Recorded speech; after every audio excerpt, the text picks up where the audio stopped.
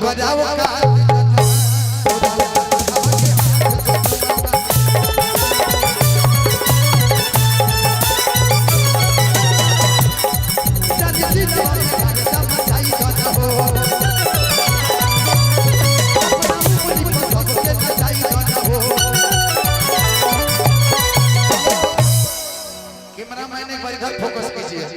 इधर फोकस कीजिए कि जाने जिलावा में गारदा मचाई गाना हो कि अपना उंगली पर सबके नचाई गाना हो कि वेशभूषा उहे रही हर रोल बदले वाला बा तो राज कर सोना हो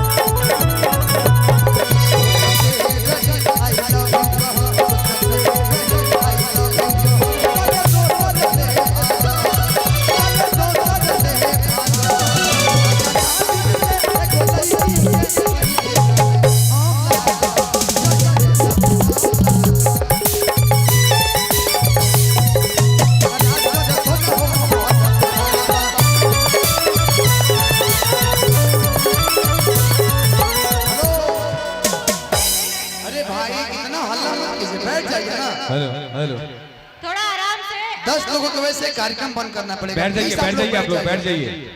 जितने हमारे नौजवान भाई हैं सबों से निवेदन आप लोग बैठ जाइए, है ना। आप सबों से विनती है आप बैठ जाएं, बैठकर हमारे इस कार्यक्रम को देखें जी।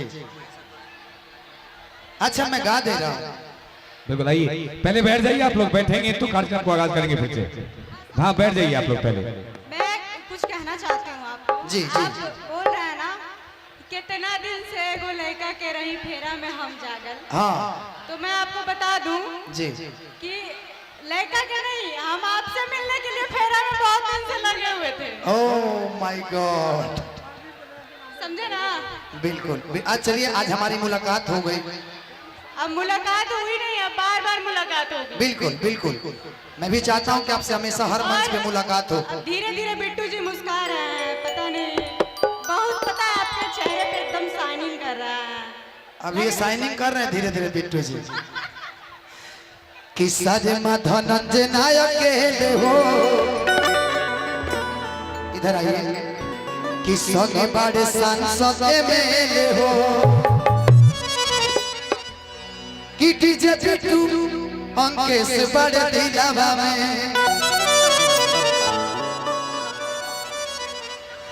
कि राज असही करना ब्यूटी दिलावा में कि बिट्टू डीजे अंकेश बड़े दिलावा में राज असही करना दिलावा में राज असही करना दिलावा में ताली की जोर नहीं आ रही है, एकदम खाली आप लोग झगड़ा कर रहे हैं, ताली बिल्कुल नहीं बजा रहा है। कि पिस्टल आ धुनाली बदली होल बदले वाला बा करे जाहो कि राज कर ब्यूटी हो माहौल बदले वाला कि राज कर सोना हो वाला बा